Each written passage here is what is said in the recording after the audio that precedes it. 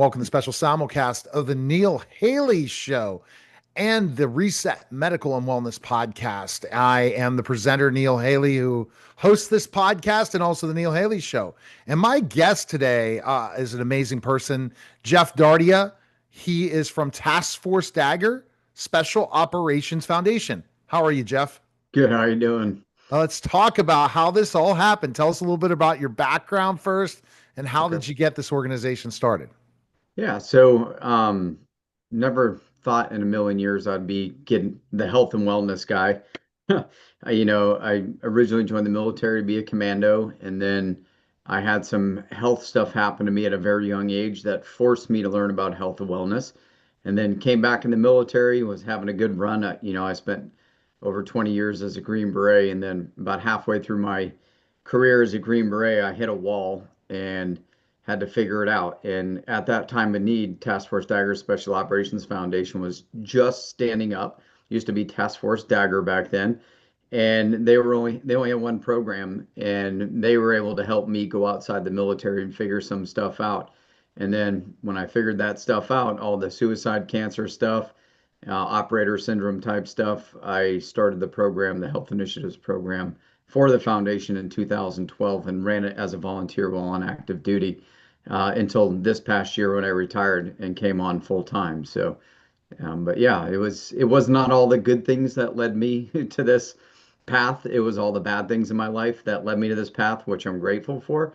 And that's one of the biggest things I like to teach people is that, hey, it might seem bad at the time, but it's pushing you in the direction you need to go to learn some things. So, Absolutely. So you heard about the organization. Once you finally retired, then you said, I'm going to go this full time. How did you benefit from this organization? Like, tell us in the bad situation that you were yeah, going through still in the military. So a lot of times people talk about veterans and they forget about active duty service members that, yeah. yeah, they're still serving our country. And thank you again for your service. But we are always talking about veterans in this country and not the active duties that are on the ground, boots on the ground right now. Yeah, it's always we're a reactionary society, and it goes back to, my goal with this program was to help you before the catastrophe, not after. And active duty is where we can interdict and intervene with people before they get out and become the veteran. That's where we see the most suicides is within a year of separation out of the military, loss of mission, purpose, focus, and identity. But yeah, the foundation, I got involved with the foundation as a volunteer to help a couple of my bros in the teams that got severely wounded. They were Task Force Diver was going to take them on a scuba diving trip in Key West. And so myself and my warrant officer, Scott Gronowski, who's now chief of operations for the foundation, we were dive supervisors in special forces. And we were like, hey, we want to put our guys in the water, make sure we're the ones that go there and make sure everything's okay with them. And the foundation said, hey, come on down. And we started as volunteers and ended up as staff. And so fast forward, that was in 2011, 2012, my health was tanking pretty significantly. And when I asked to go do some programs outside the military to get some advanced diagnostic testing done, it was no questions asked. It was, hey, we got your back. Take care of whatever you need to do. We'll be there for you. And that's like what we go by now is we got your back.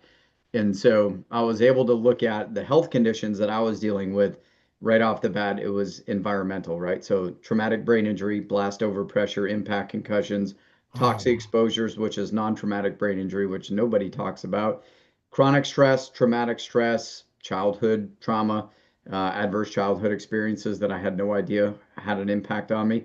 And then looking at all the insomnia, sleep deprivation, and infectious diseases, things that were in our environment overseas and here that we were being exposed to and had no idea how it impacted, guess what, the nervous system and the immune system. And when I was able to go out and utilize functional medicine and get all those things looked at, guess what they found? Yeah, I was catabolic. I was stuck in a hyper aroused, hyper vigilant state. I was packed full of heavy metals, toxins, and pathogens, bacteria, fungus, and parasites. And my head was being blown in from thousands of explosives and millions of rounds of munitions, and I was huffing in toxic gases the whole time. So, traumatic brain injury, trauma, toxic exposures, and pathogens, infectious diseases, right? and then add the insomnia on top of that, there's no shock why cancer and suicide are two leading causes of death in our career field. So was able to figure that all out. I understood that, hey, if this is in my environment, it's impacting me. These are knowns, right? I don't have to do studies to tell you that getting blown up by an ID it causes brain damage, or that toxic exposures cause Yeah. toxicity, or traumatic stress and chronic stress drive illness, right? Hmm. And I was like, I've got all these things. I've checked all the boxes, right? High allostatic load, the whole operator syndrome thing. And then Wow. I said, okay, I need to come up with a system of checks that look at this, right? Think of your car with an onboard diagnostic system and check engine lights. If I know I'm exposed to all these things, why aren't we looking at these things? Right. And that was baffling to me because it was like, why are people killing themselves? We can't figure it out. Is it alcohol, firearms, relationships, and all these things? So it's like, oh no, like brain injury is like the number one medical condition associated with suicide. Adverse childhood experiences. If as an adult, if you have four, or I mean six or more as an adult, you're 25 times more likely to take your own life. If you're a child and have four or more, you're 26 times more likely to take your own life. Find people in our organization that don't have a lot of those boxes checked, right? And then add brain injury on top Right. of it, add insomnia, and then substance abuse or use. And these things are multiplicative, and they're not linear and they're dose dependent. So if you take someone at an earlier age and you keep re-exposing them over and over and over again, guess what the expected outcome is? And it's not a shocker, right? This is not like, wow, where did this come from? It's like, hey, how do we miss it? And so Right. that was how I made my mark, is educating people about these things. And it in simplistic forms, it comes down to risk management, it comes down to, decision making and understanding the operational environment, which is the first soft imperative. So that's it. So, I mean, but you didn't have these discoveries till Task Force Dagger, or you were prepared? no, I had them. I started in 2009 down this road, and it was Task Force Daggers, the one that helped me take awareness into action, right? Like Oh, I, but you weren't taking action before that. I went through NICO, the TBI Center, and I was linked up with a functional medicine provider prior to that.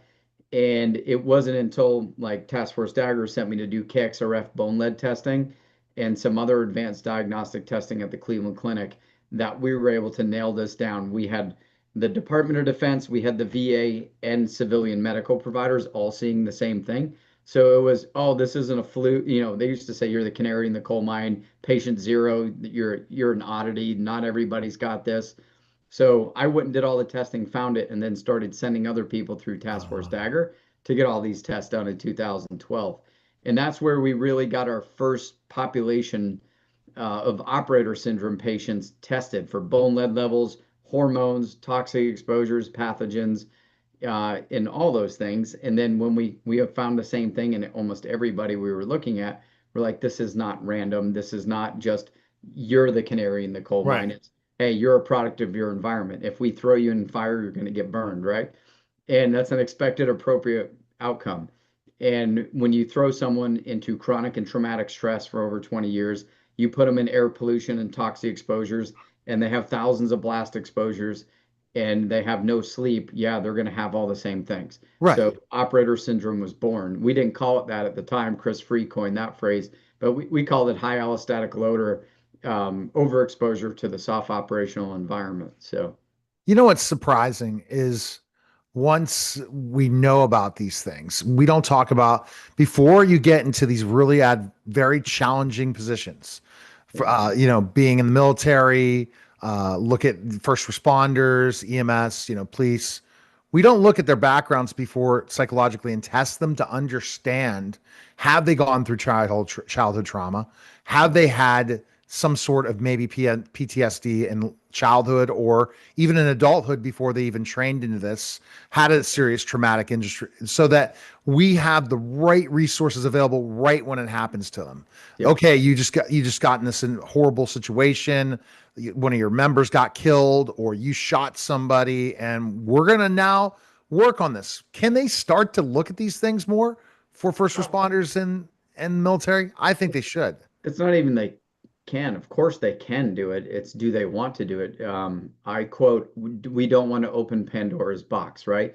there's certain attributes and characteristics you get from children with adverse childhoods that make you want to run into danger, to go in and put yourself in situations to fix people, to save people, you know, and they're afraid if we talk about this or we do something, they're going to lose the desire to want to put themselves in harm way, right? Oh This my. information is known. It's not like this is a secret. The military spent a lot of money and a lot of time um, looking at childhood trauma and how it affects people. They know this data. You can go out there and pull it up. It's open source.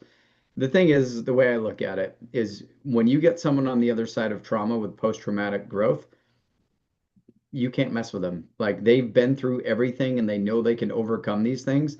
That's where we want to get people. But if we ignore this and say, oh, we'll deal with this on the back end, you're going Right. to get a person who does really good for about halfway through their career, and then they're going to start circling the drain. Whereas the person who identifies with what they went through, overcomes it, and is educated about it, they can last a lot longer. They know how to put the tools and implementations in place to identify, hey, I need a break or I need to go, do some work for a little bit and then I can come back out and finish this.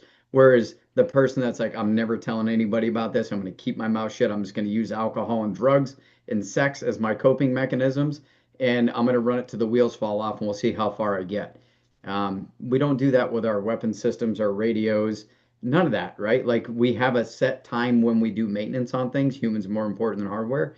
And then after a certain amount of hours or flight time, this thing has to come off, get a full function check, disassembled, reassembled, and then put back out in the line to check again and then put out in service again. Do they do that for us? Hell No. no. Right? So humans are more important than No. hardware. We say it all the time. So the big thing is that if you understand what this is and you overcome it, you can be way more resilient than the average bear. And Okay. that's post-traumatic growth. That's the thing we don't talk about. So I'm a big fan of we acknowledge that the people we get in this community are coming from this type of environment. Okay, let's give them a little bit of education up front and then connect them to resources so when the time or the need arises that they know exactly where to go to get it. Not after the DUI, not after their domestic violence or after the suicide attempt. They know before that, hey, I'm doing everything I'm supposed to do and I'm not responding the way I should be. I need to let somebody know. All right. And it's just like your car, right? Check engine light goes off. Hey, do I have to do it right this second? No, but I know it has to be done. And that's the same thing when it comes to mental fitness or mental health is understanding the same concept. All right. So let's talk about how you met Reset Medical. How did that happen? So originally started through a documentary.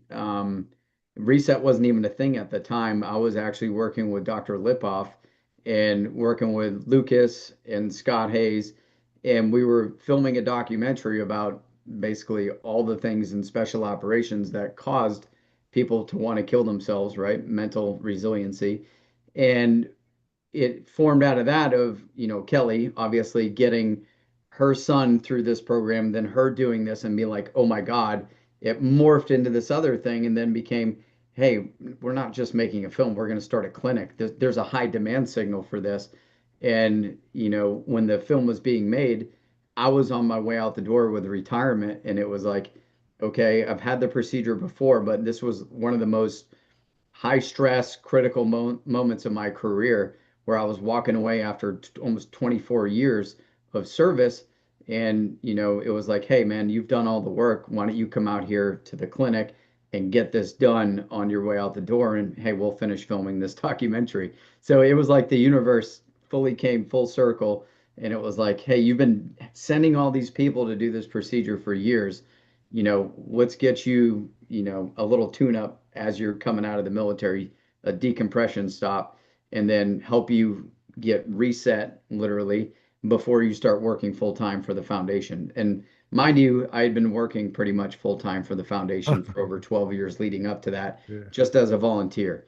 But I see the passion you have. yeah, So you learned about this when it not called the NSR treatment, like Dr. Lowers coins this phrase.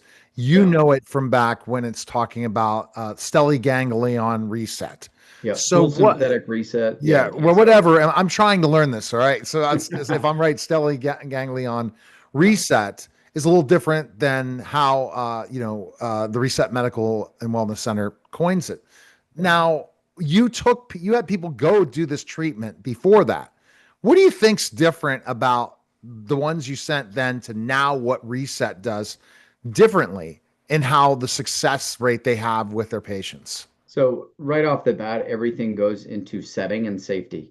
Like the whole experience of going to reset, that's what everybody, tells me their feedback, including myself when I went. It wasn't, you never felt rushed. You felt safe when you got there and it was like, hey, we got your back.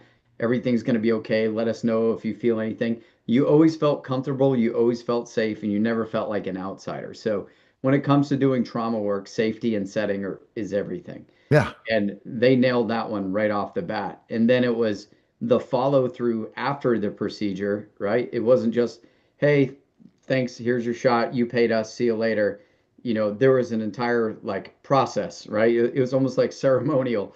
When you got there, after you get done, you get the star on the wall. Right. And then the follow through comes, you go sit in your chair and then you interact with other people who've had the procedure. Doc Lowers does the interview with you prior to going in there, talking about everything we just talked about now, like how did I get here? And it's just a phenomenal experience all around. Not any point in time do you feel like you're flapping? Do you feel like you're rushed? Do you feel like you're an inconvenience to anybody? It's just the whole full package, the full experience there. And the staff, everybody gets it. They understand who's coming there. And they know our community, they know our culture, and they know our language. So, What I see, especially experiencing going there, I didn't do it. My fiance did, and it was unbelievable what happened, the change in her. That's a story for another time. But ultimately, you're right. What they do so well is make it the best setting possible. mhm. A lot of us don't even like going into hospitals, right? Or going to doctor's offices. It's a totally different environment. So very helpful. Everyone is so nice there, and the experience from beginning to end for the 2 days is unreal, unreal, and how well and how much. And then you talk about the fruit and the follow up. So I Yeah. think that's where you were like blown away because you said sent people to other places before this center started, right? Yeah, a lot. Yeah. And you think the follow up's so key to keep the reset working. I mean, that's it, right? That the reset is step number one. The hard work comes after that, right? The reset will provide you the time and the space, and it's like a relief valve. And it gives you a reference point of, oh my God, how was I living this way for so long and now I feel that, it gives you a set point of this is what I need to work towards every day. So the back end of that is the integration and the changing the behavior and modifying your environment to not make you the same way you were before you got there, right? If I took you and just sent you to do a reset and you lived in chaos, a toxic relationship, a toxic career, or whatever it was, you're going to revert right back to where you were before because the nervous system always goes back to the familiar hell, the chaos. And if you don't change anything after you get that procedure, guess what's going to happen? Over time, your nervous system's slowly going to go back to where you were before. So it's not a one and done thing. And the clinic knows that. And our goal is not to just keep you sending you back to do stellate ganglion blocks. But what the goal is to do is to buy you the space to do the hard, difficult work, which is reprocessing, repackaging, relabeling, and telling your narrative in a different framework where, hey, yes, it was traumatic. That's not who I am, and how I respond to this is who I am. And it's my responsibility to heal, not anybody else's, and it's not anybody else's fault what happened to me, right? Like taking ownership of what you've been through. And once we can start to do that and rewire the nervous system to feel safe, to feel adequate, like never having to prove yourself every day and convince people to like you or love you, like that's nervous system hardwiring that you have to undo. And that takes time. But again, it goes back to safety, having the time and space to do it, and then the setting and the environment which you go back to. So that's one of the biggest things where you're educated with reset is expectation management of, hey, when you get out of this procedure, this is the time to do your work. And that's, when I do one-on-one consults with people before we send them, we make sure we brief that right up front that, hey, this isn't a silver bullet. It's going to give you some damn relief and you're going to notice some things and wonder how you lived the way you did for so long. So, Now let's talk about your unbelievable. You've done it multiple times, I guess you yeah. said, but full disclosure. Now with this one, what changes did you see immediately from yourself So after? it comes back down to like the self-awareness piece, but the mental clarity of when you turn the volume knob down, coming out of survival mode, your aperture opens up. So you're able to notice more things you never noticed before, whether it's people's emotions, facial expressions, colors, sound. As the nervous system calms down and that, volume knob comes down, you can start to see things for what they are. You get more clarity, easier to make decisions. And it's I always say it's like the 3.8-second delay fuse we use in interior breaching. And it's like you don't have to overreact to everything in your environment. You can acknowledge it, size it up. Hey, is this really as important as I think it is? Do I need to respond that way? No. Okay, it's like someone cutting you off in traffic. For people in our population group, when those that criteria is met while you're in the environment, for us, we go through the 5 paragraph op order of react to contact, right? Like I'm gonna pit this guy, rip him out, choke him out in front of his family, and then I'm gonna move on with my day. Like those scenarios go through our dudes' heads. And it's like when it happens now, it's like, oh, maybe he had to go to the bathroom. His day's worse than mine. Go ahead, bud. You don't have to jump to Right. the whole, what we do for a living, what's hardwired in our nervous system to respond like. We know that, hey, man, we don't have to do that all the time. It's still there if we need it, but it doesn't have to be our primary course of action. So, No, it doesn't. And so that's amazing. So that whole fight or flight thing, yeah. which I've experienced at times from professional wrestling and dealing with a few concussions, where Yeah. I had to work on myself, work on my anger issues, work on that. And it first went and going through a traumatic experience, separation, then divorce, I dealt with those types of things. Now, I don't just react. I think about things, but I never went through this. But I ultimately worked on myself, self hypnosis, meditation, Yeah. eating healthier, mindset, spirituality. All those things worked. Now, trust me, what I saw with Vanessa, I'd say, I still have those times where I react. There's those times where I am not. I used to, but I learned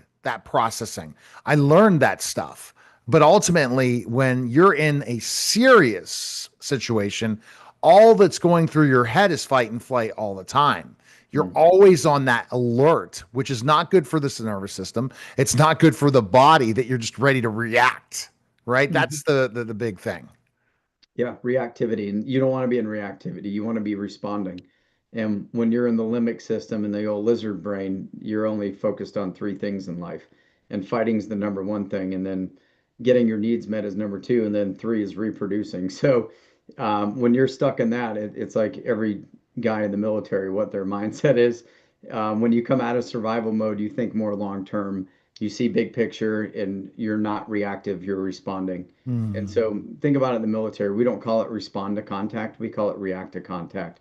And we hardwired that reaction into us so we don't die. So if it becomes our default operating system for so long, what do you think is going to happen when we're threatened? Right. We're going to go to the default operating system, which is reactivity, eliminate the threat, look for the next one and do the same thing. And if that happens to be your family and that's not a good thing. And so that's where we need to teach people how to brake throttle modulate and, pump the brakes a little bit, take a deep breath, Right. and be like, hey, no, this is not the time and setting. You can Yeah, size we're always taught, as athletes or in a real high male sport. First of all, I was a college basketball player, played football 1 year, but I was a professional wrestler. So I was in the where, hey, anger is part of it. I think anger is a good thing. And I learned that's not a good thing. You don't need to get angry all the time. It especially as a big guy like me, I people fear that and don't want that. We thought fear is a male thing, but it's not really. So that's where you learn those specific things. So I know you've had a lot of success stories. All we've talked about on this podcast before on the Reset Medical and Wellness podcast is so many people's stories. The people you've sent to Reset, you've had some tremendous stories, haven't you? yeah, you could say that. Like who's the progress? Talk about without sharing people's names, some of the things that you're able to see. Yeah, we've had people living out of their cars, homeless, ready to kill themselves, highly addicted to everything. And they're just like, hey man, I'm at the end of my rope. I don't know what to do. And we always say the first part of healing is regulating the nervous system because if you're stuck in survival mode, your body's in a state of catabolism, right? You're anti-anabolic. And until you can feel safe and slow down, you're not going to be thinking big picture, right? So we've had people, that's the first step we do, unless we have to detox them inpatient, is to get them out. We do the advanced stellate ganglion block or the dual sympathetic reset, and then we usually put them in ketamine assisted psychotherapy. So that's the advanced nervous system reset. Just by doing those two things about 90% of the time, we've taken people that were one day away from suck, start, and a pistol to, okay, I know what I need to do now, and I know what's dragging me down. I know where I need to go. And then we get them in the programs, the TBI programs, and their lives turn around. And they know they have to do the work. They know this isn't just the easy button. And that's where the real progress we see long term is, okay, I know what role I'm playing in this. I know where I need to put my time and energy. I know where I don't need to put my time and energy. And I know what environments are toxic for me. And I know where I'm toxic in other environments, family, home, and what I need to do to fix that and remedy that. And the cool thing about this is we're a family-based organization. We don't just fix the operator. We understand that if we only fix the operator and they caused chaos in their home and we don't address the family back home, then guess what's going to happen? You're going to build resentment and that environment's never going to change. So we help the spouse and the operator and the kids to make sure that the home they go back to is safe, it's stable, and they're not walking on eggshells and everybody can get the help they need. So All right. So that's a tremendous story. From homeless to not wanting to commit suicide with this treatment. Why is this not known everywhere? That's um, my question. because it's not being fed by mainstream media, it's not being fed by the pharmaceutical industry. It's one of those procedures where it's word of mouth that's people are getting to know this, right? Couple books went out about it, but that's not where people are learning about this. They're learning about this. Hey, this helped my friend. I want to go do it. Yeah, That's where we're seeing the most referrals come. Other people we've helped with that. When we do start getting the word out there, we're going to have lines out the door for I people know that that done. it's going to Yeah, happen and it yeah, will it already happen is. Yeah, because getting it to the right person, one yeah, person will change it all together. You know, I forget Senator Kennedy was on my show before I knew about this. I would have told him about it, see if he would have yeah. known. Definitely, this healthcare needs to cover this. That's for sure. The insurance companies need to start to cover this, but it's worth it. As Dr. Lowers and I spoke that this is just like going and getting other types of treatments. This is worth your investment for sure. And then there's help like foundations that send people. So, Jeff, where's we can find information on your foundation stuff? Where can we go? www.taskforcedagger.org. Go to the website and we have the need help or the info lines on there, but go right to our website.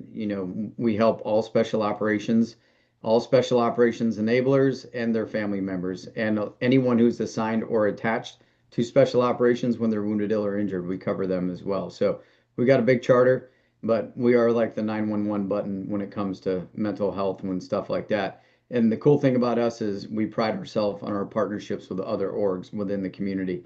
And so, like Operator Relief Fund, Special Forces Foundation, Special Forces Trust, Avalon Action Alliance, All Secure Foundation. We got a whole core of organizations that all chip in and help spread the load among the organizations and the services. So that's one thing we pride ourselves on is our relationships with those other orgs. So, and All we're right. grateful for it. And for Reset Medical and Wellness Center, you can go theresetcenter.com. Appreciate it, Jeff. Thanks again. Yep. That was the special simulcast, the Neil Haley Show, and the Reset Medical.